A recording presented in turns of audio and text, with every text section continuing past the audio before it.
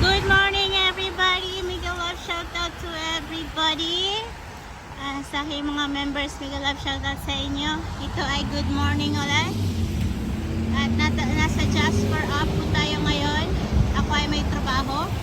Ng 7 in the morning. Yahoo! Pero alam ko ay kulang ako sa tulog kasi natulog ako ng bandang 3 o'clock na lang in the morning.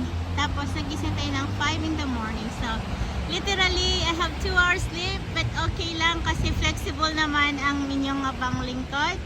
Pwedeng gising sa buong umaga at gising sa buong gabi. At yan po yung ating mega love na ulan. At alam ko sa ibang panig ng Alberta ay meron silang tornado warnings.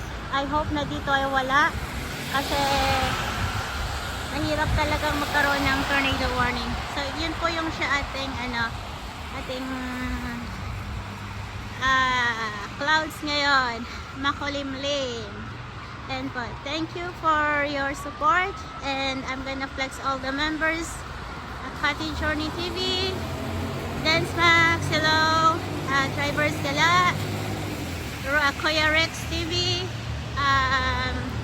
I'm gonna flex also Jenny ako.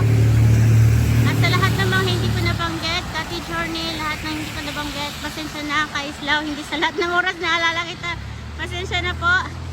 At maulan dito. Ito na lang muna. Yun pala yung simbahan doon.